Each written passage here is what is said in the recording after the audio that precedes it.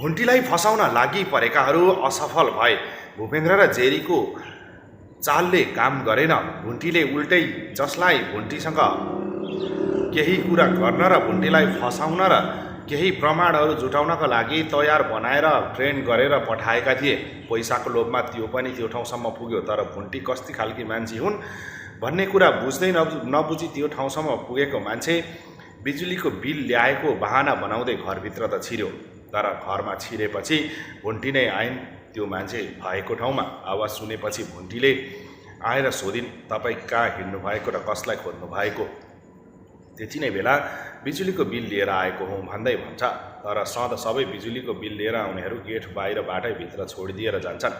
तर तपाईँ घरैभित्र पस्नुको कारण के हो भन्दै सोध्दै गर्दा बहाना बनाउँदै आँखामा केही परेको बहाना बनाउँछ र त्यो भुइँमा लडे चाहिँ गर्छ र भुन्टीलाई उठाइ माग्छ। उसले सोचेको थियो भुन्टीले उठाउन खोज्दा अँगालो हाल्छु र परबाट खिचिरहेको आफ्नै मोबाइलको भिडियो अदालतमा देखाउन पाइयो भने राम्रो हुन्छ भन्ने सोचमा भिडियो पनि पहिल्यै रेकर्ड गरिरहेको थियो। तर भुन्टीले उसलाई हातले उठाउनुको सट्टा एउटा झाडुले उठाउन खोजिन्, अर्थात् छाताले। त्यो मान्छे पनि त्यो समाएर उठ्न चाहेन। त्यो हुँदाहुँदै आँखामा फोहोर पसेको र बेहोस हुन खोजेको र विभिन्न खालका बहाना बनायो र भुन्टीलाई हातपात गर्न खोज्यो। तर पनि भुन्टीले उल्टै झापट हानिन्। त्यति नै बेला यदि टोकले नआइपुगेको भए अझ निकै त्यहाँ लफडा हुन्थ्यो।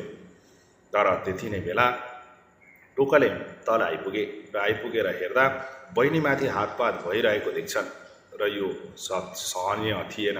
आफ्नै बहिनीमाथि कसैले हातपात गर्दैछ भने त्यो कहाँ सहनीय थियो र, त्यो पनि अपरिचित मान्छेले। त्यो देखिसकेपछि टोकलेले रिस थाम्न सकेनन्। दाजु बहिनी भएर त्यसलाई रामधुलाई हानेर त्यहाँबाट पठाए। बाहिर पुगिसकेपछि त्यसले आफ्नो दुखेका शरीरहरूलाई सम्झिँदै जेरीले भनेका ती लाखौँ पैसाको सम्झना गर्यो। तर 5 लाख गयो। तर यो केटीलाई फसाउन त्यति सजिलो रहेनछ।